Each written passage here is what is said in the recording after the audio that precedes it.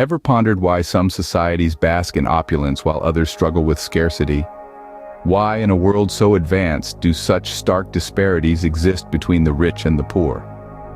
Today we delve into the lifestyles of societies across the economic spectrum, from the affluent to the impoverished, using case studies from different countries around the globe.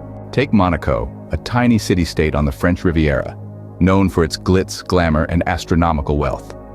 Here, luxury supercars are as common as the sunshine that bathes its pristine beaches.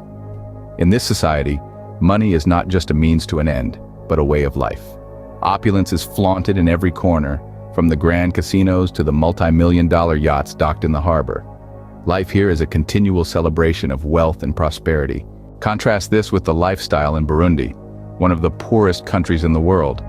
Here, the majority of the population live below the poverty line, struggling daily for basic necessities like food and clean water. The lack of infrastructure and access to quality education and healthcare perpetuates the cycle of poverty.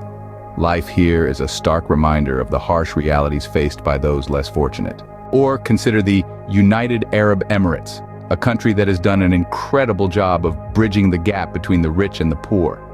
The government provides free education, healthcare, and even housing for its citizens. The country's wealth, primarily from oil reserves, is used to ensure a high standard of living for all, proving that wealth, when used wisely, can uplift an entire society. Conversely, in some parts of rural India, despite the country's economic growth, millions still live in extreme poverty. In these areas, access to basic amenities like clean water, electricity, and education remains a distant dream. The disparity between the rich and the poor is glaringly evident, highlighting the uneven distribution of wealth.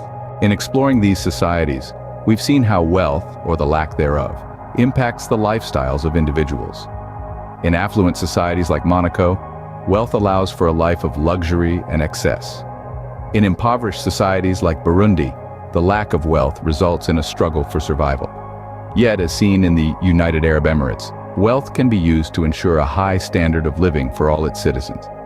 On the other hand, in places like rural India, despite economic growth, wealth remains concentrated among a select few, leaving millions in poverty. In conclusion, while the world has made significant strides in reducing poverty and improving living standards, the gap between the rich and the poor remains stark in many societies. It's clear that wealth alone is not the answer, but rather how it's distributed and used. The disparities between rich and poor societies are a result of a complex interplay of economic, social, and political factors, and addressing them requires a comprehensive and inclusive approach.